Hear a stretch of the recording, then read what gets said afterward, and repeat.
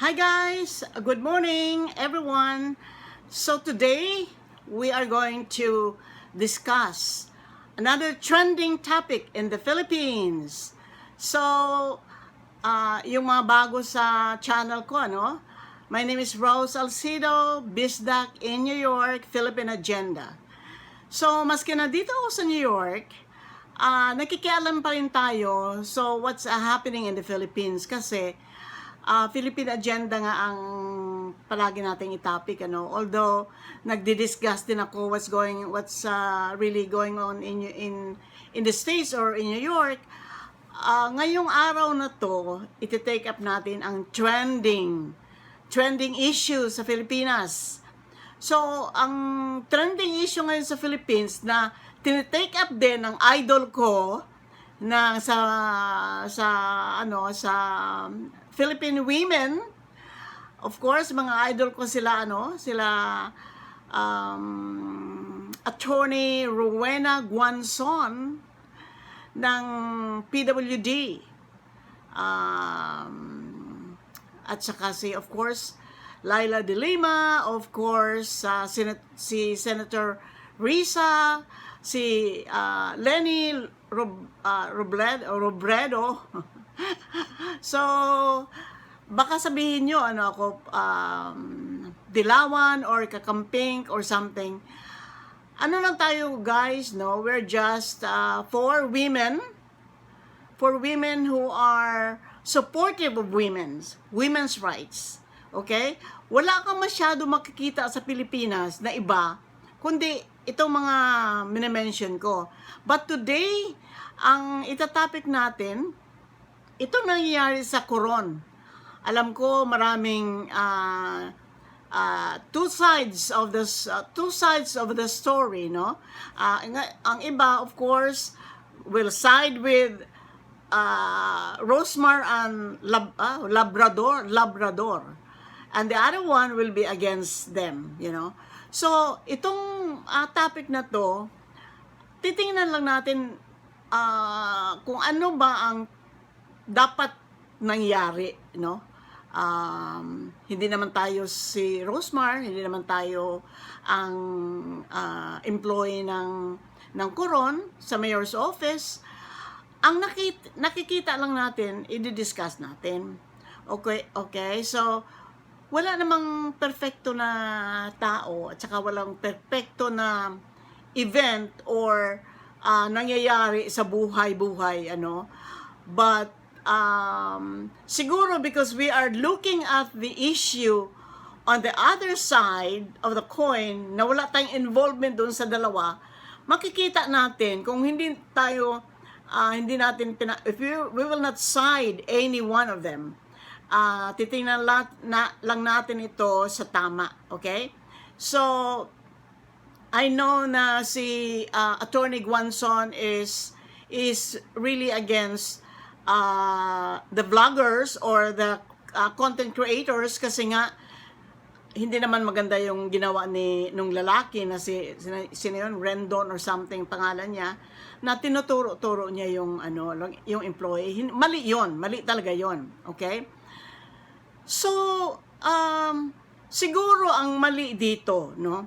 Kasi kung ang issue nila Rosmar at saka ni Rendon will be the reason why pumunta sila sa Coron was to market or promote Coron, okay? Firstly, Coron is not, hindi na yun siya pinopromote kasi Palawan itself sells itself. Sino bang hindi nakakaalam ng Coron? Internationally, it's one of the best places in the world, So, yung sinasabi ni Rendon na pinopromote nila, hindi yun, I will negate that, okay? Kasi alam ko na hindi naman yun ang issue Hindi naman yun ang reason bakit nandiyan kayo sa Palawan.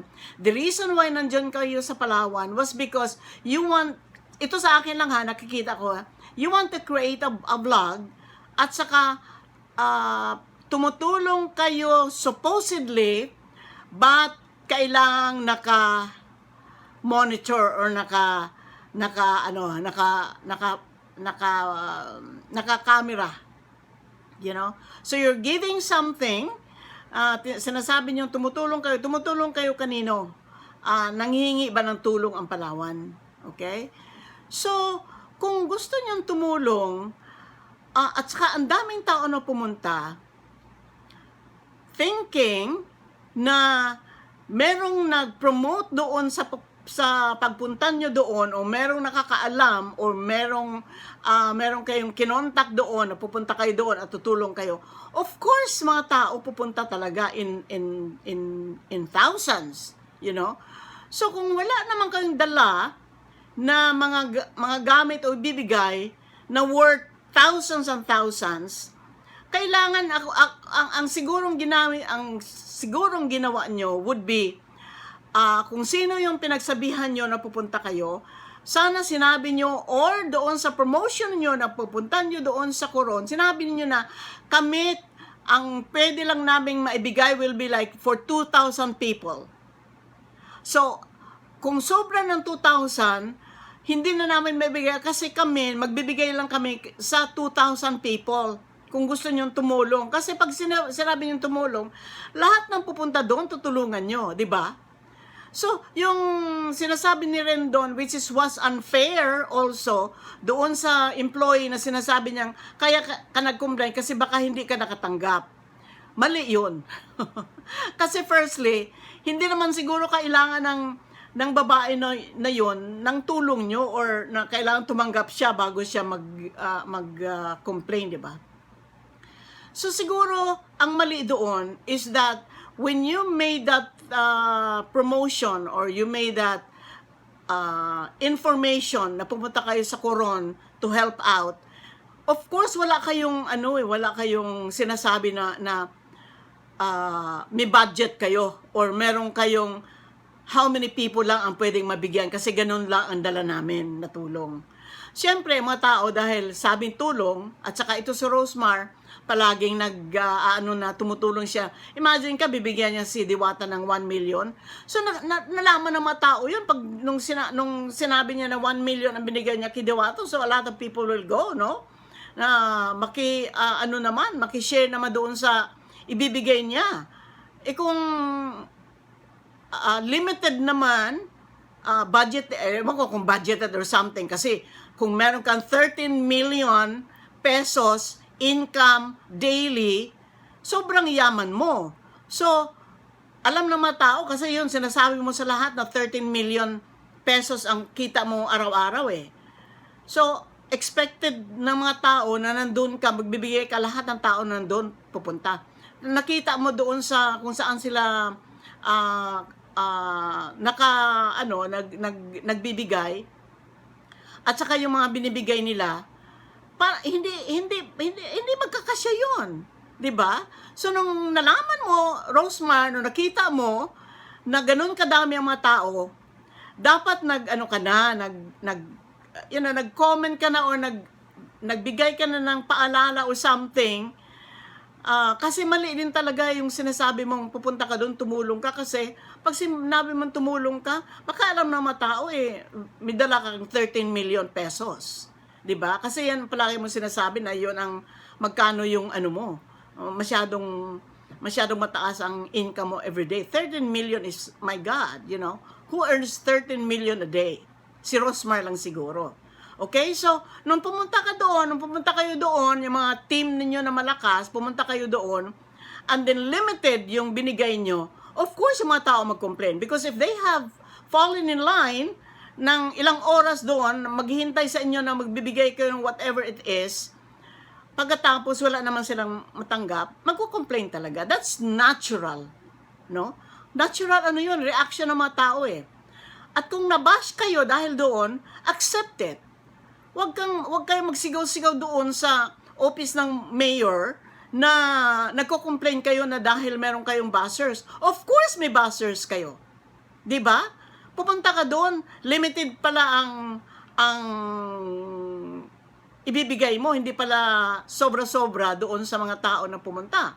Kaya talagang ganoon. Like kung ako naman, I was expecting something dahil nag-promote kayo na pupunta kayo tutulong, I was expecting that I will receive something from you. Kung wala akong natanggap, syempre, normal sa tao yun, magko-complain talaga. Okay? So, ang mali doon, I think ang mali doon na nakikita ko was that hindi kayo ready pumunta lang kayo just because parang pumunta kayo doon. Na gusto niyong sabihin na tutulong kayo. Tumulong kayo sa, kanino kayo gustong tumulong? Sa lahat ba ng tao ng Coron? Kasi sa dami ng tao na pumunta, meaning to say, nakita nyo nung nandun na kayo sa stage, nakita nyo na ganun kadami ang tao, anong ginawa nyo? Meron ba kayong sinabi doon? Rosmar, alam mo ba na yung dala-dala mong pera o dala-dala mong tulong, magkasya doon sa mga tao na nag-attend? Yun palang, mali na yun eh. Diba?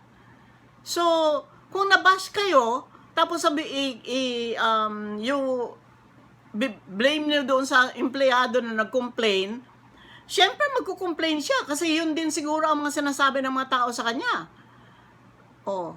Ako wala akong idea ha, kung sinong sinabihan nyo na pupunta kayo doon, kung meron ba kayong PR agent na nag-promote sa inyo doon sa Coron, at saka hindi nyo inakala na ganun karami ang mga tao dahil you promoted yourself na tumutulong to think na multi-millionaire yan si Rosmar na nagbibigay ng million. Siyempre, yun ang isipin ng mga tao na pagdating nila doon, meron silang matatanggap. Okay? So, wag kayo magsigaw-sigaw doon kasi siyempre, mali din kayo eh. Kasi, akala ng mga tao, nagpunta kayo doon dahil tutulong kayo sa lahat ng tao na nandoon na pumunta. Pagkatapos, kulang pala ang dala ninyo or ayaw nyong mabash dahil hindi nyo nabigyan lahat, too bad. Diba? So, yon ang masasabi ko na unjust fixation pala yun kasi inano ni Rendon yung babae, parang tinap niya yung hindi pala pwedeng ganun. Hindi naman ako abogado, pero I've heard na pwede palang kasuan yon. Pero, pag sinabi ng I think, kung ako ang mayor doon, I will suggest na hindi lang sa Coron sila persona non grata, but the whole of Palawan. You know? Kasi one island is the same as the other islands. You know? So, lesson learned, Rosmar, huwag kang magsabi na tutulong ka kung kulang naman yung ibibigay mo doon sa thousands of people who went there. Okay? Kasi pag sinabi mong tutulong ka, expected ng mga tao na sa lahat sila makaka-receive ng tulong mo. 13 million income mo a day, yan ang nasa isip ng mga tao. At saka yung pagbibigay mo ng mga pamudmud mo ng pera na tinatapon mo sa kotse mo, pinapag-agawan mo doon sa mga tao doon sa labas, is very demeaning. Parang yun insulto yun doon sa pobre ka na, ininsulto ka pa dahil pobre ka. You know? So, lessons learned, kung sino yung gusto magbigay, makatanggap na kayo ng lesson doon sa nangyari sa Coron. Okay? So, be it the side of Rosmar and Rendon or the side of people who are receiving help. Okay? So, yun lang ang pwede ko masabi, but kasi trending lang kaya gusto ko namang mag-share ng side of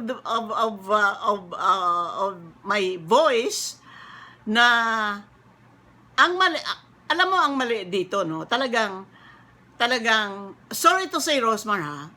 Kasi ikaw sinabi mo na pumunta ka sa Coron dahil tutulong ka. Tutulong ka kanino? How many people ang gusto mong tulungan? Tapos nung dumating na marami,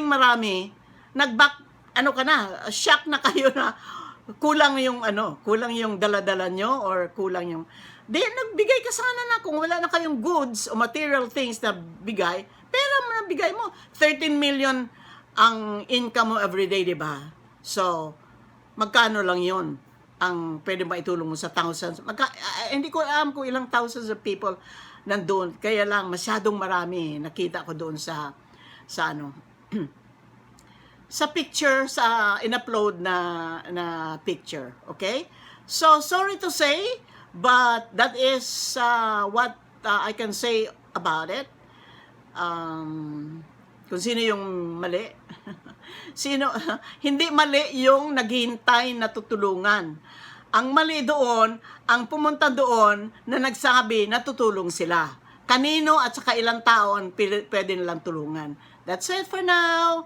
Okay? Don't bash me and don't be angry at me. I'm just saying my piece. Okay? Peace to all.